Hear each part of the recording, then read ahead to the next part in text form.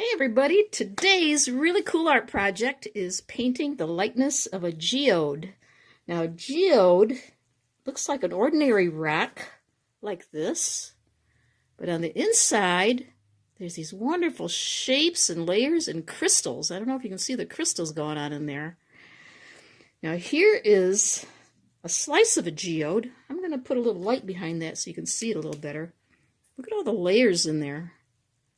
Look at all those cool layers in that geode. It's a slice of a geode. Now, inside of geodes, there are crystals. This is like amethyst.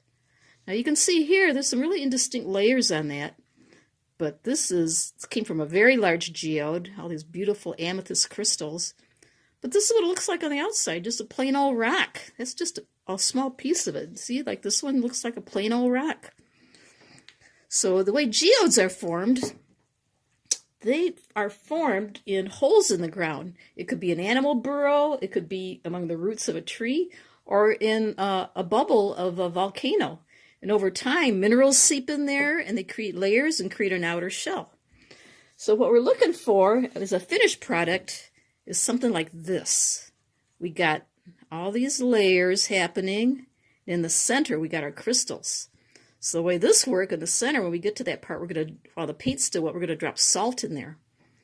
So the ingredients we need for today's project will be watercolor paints, a cup of water, your paintbrush.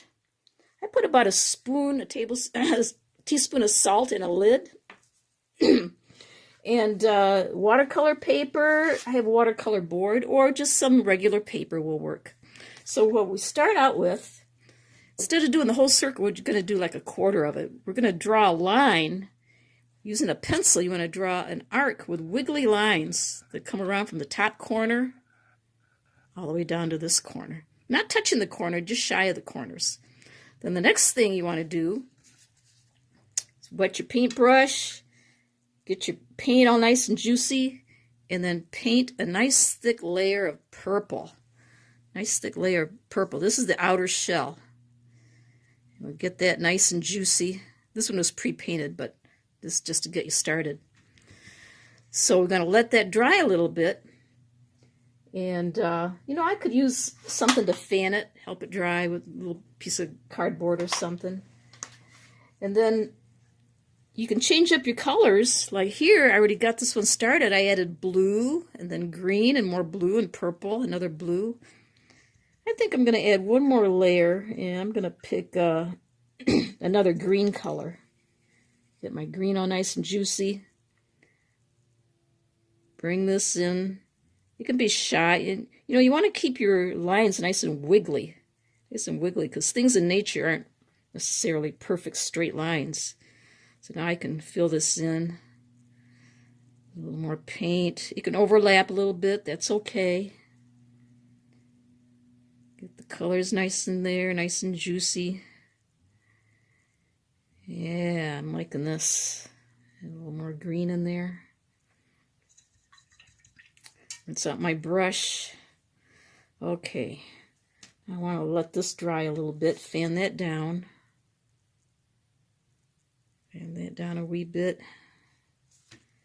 Now, for the inside, the best part, the inside of my geode, I'm going to juice up my purple paint again and just really lay that in there. I think I'm just going to go a little bit shy of the green so it doesn't bleed. If you hit the paint and it bleeds, that's okay. But I'm going to really flood this middle area with purple paint.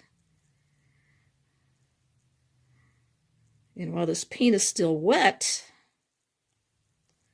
we want to rinse out my brush. I'm going to sprinkle in some salt, just ordinary salt. If you have kosher salt, that works a little bit better. I'm sprinkling in some regular salt. I'm going to let that dry. It may take a little while. It might take an hour to dry. And so if you can see that salt starts sucking up the colors of the paint and leaves a pattern in there. So here's one that's already finished. And if you want to take it up a notch, make your layers a little more interesting, you can go over again with more paint. And then I use just an ordinary colored pencil and started going over the lines. You can go over your lines because watercolor paint tends to be bright when it's wet, but then when it gets dry, it loses its colors. It fades out a little bit. So I just went over this and defined the lines with a little bit of a scribbly line all along there. It can be any color you want. And there you go. There is the likeness of a geode.